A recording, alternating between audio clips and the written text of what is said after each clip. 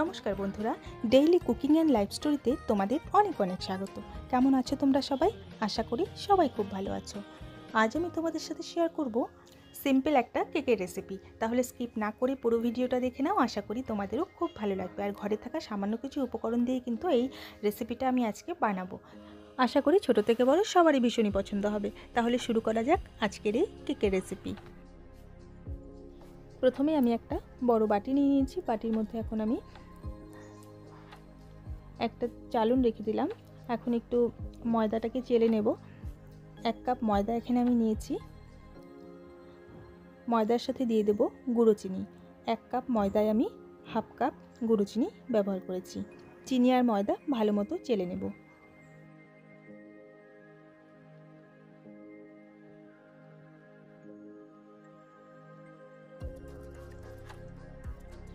Cake বানানোর সময় কিন্তু এই ময়দা আর চিনি ভালো মতো চেলে নিলে কেকটা কিন্তু খুব ভালো স্পঞ্জি হয়। তাই আমি এইভাবে চেলে নিলাম। আর এই যে গুটিগুলো বেরোলো এগুলো কিন্তু আমি আলাদা করে রেখে দেবো। এগুলো দেবো না কেকের মধ্যে।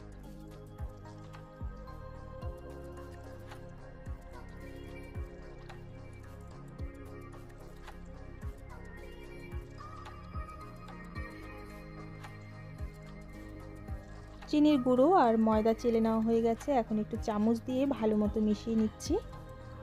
এবারে এর মধ্যে দিয়ে দেব 2টো ডিম।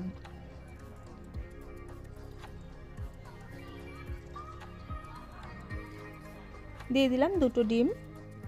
দিয়ে দেব 1 কাপের 4 ভাগের 1 ভাগ রিফাইন্ড অয়েল। এবারে দিয়ে দেব পরিমাণ মতো দুধ। দুধের বদলে তোমরা কিন্তু জলের ব্যবহারও করতে পারো। এখানে আমি নর্মাল টেম্পারেচারে রাখা দুধ দিয়ে দিলাম। দিয়ে দেব সামান্য লবণ। মিষ্টির ব্যালেন্সটা তাহলে ঠিক থাকবে। এবার হ্যান্ড বিটারের সাহায্যে ভালো মতো মিশিয়ে নেব। প্রায় 3 থেকে 4 মিনিট এইভাবে আমি মিশিয়ে নেব।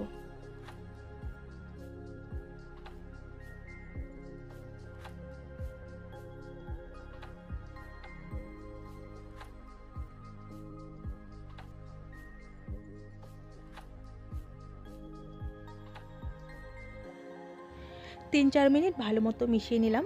এবার চামচ দিয়ে সমস্তটা আবার একটু মিশিয়ে নিচ্ছি। ব্যাটারের ঘনত্বটা আমি এইরকম রাখবো। পরে সামান্য একটু দুধ দেব। আর একটু দুধের আমার প্রয়োজন হবে। এখন এই রকমই রাখবো ব্যাটারের ঘনত্বটা। এবার 1 চামচের মতো দুধ দিয়ে দিলাম। দিয়ে দেব ভ্যানিলা এসেন্স। 1 চামচ ভ্যানিলা এসেন্স দিয়ে দিলাম। আবারও 30 সেকেন্ডের মতো বিটার চালিয়ে মিশিয়ে নেব।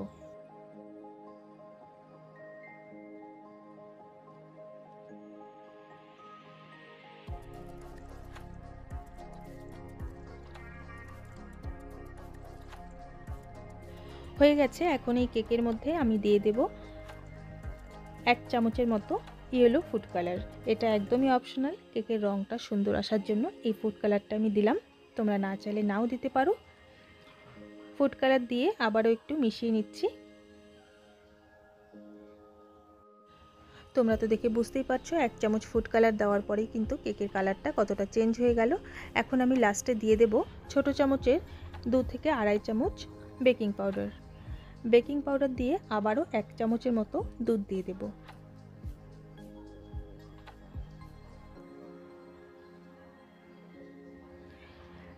এবারে আবারও সমস্ত উপকরণ ভালো মতো মিশিয়ে নেব।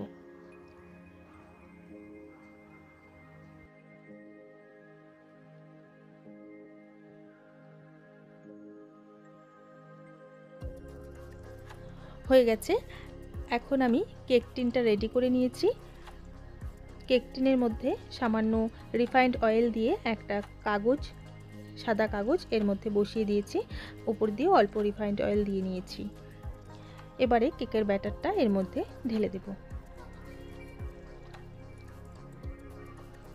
প্রথমে সামান্য ব্যাটার দিয়ে দেব। দিয়ে সমস্তটার মধ্যে ভালো মতো ছড়িয়ে নেব। এবার উপরে একটু দিয়ে দেব টুটি ফুটি। টুটি ফুটিটার মধ্যে আমি একটু ময়দা মাখিয়ে নিয়েছি, তাহলে কিন্তু একদম তলে নেমে যাবে না। এইভাবে আমি টুটি ফুটিটা এইভাবে ছড়িয়ে দিলাম।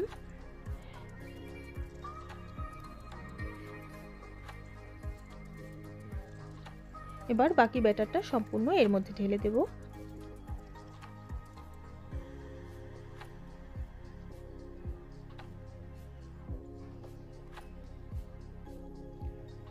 একটু ট্যাপ ট্যাপ করে নিলাম, কারণ ভেতরে এয়ার থাকলে তাহলে বেরিয়ে যাবে।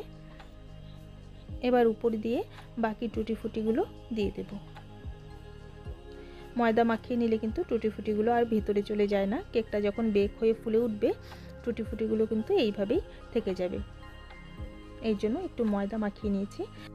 অন্যদিকে আমি একটা কড়াইয়ে অল্প লবণ আর একটা স্ট্যান্ড বসিয়ে গরম করে নিয়েছি। এবার এই কেক টিনটা এর মধ্যে বসিয়ে দেব।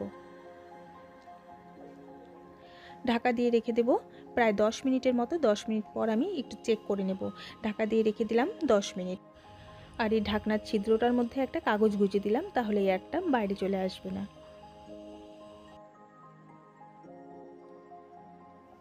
10 মিনিট পর ফিরে এলাম।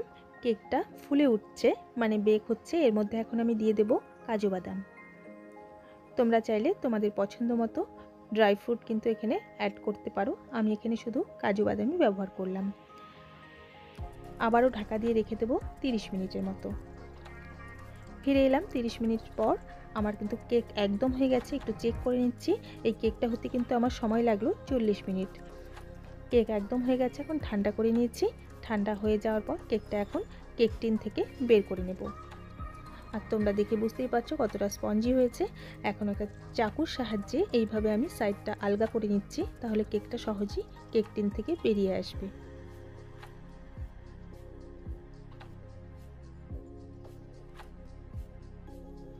দেখো কত সুন্দরভাবে কেক টিন থেকে বেরিয়ে এলো।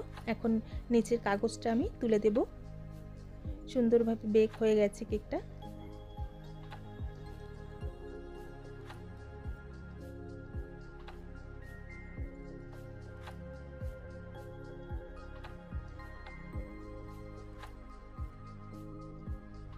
তোমাদের একটু কেটে দেখিয়ে দিচ্ছি ভেতরটা কত সুন্দরভাবে বেক হয়েছে।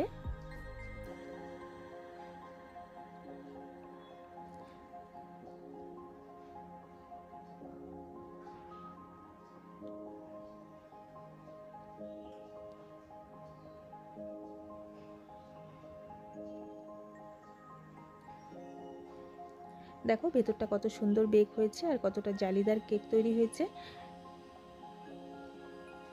তাহলে আজকের আমার এই রেসিপিটা কেমন লাগলো তোমরা কিন্তু অবশ্যই কমেন্ট করে জানাবে। ভালো লাগলে লাইক আর শেয়ার করে দিও। আর আমার বন্ধুরা এইভাবে আমার পাশে থাকার জন্য অসংখ্য ধন্যবাদ। আর নতুন যারা আমার ভিডিও দেখছো, আরও নতুন নতুন ভিডিও পাওয়ার জন্য আমার চ্যানেলটিকে সাবস্ক্রাইব করে পাশে থেকে যেও। ধন্যবাদ।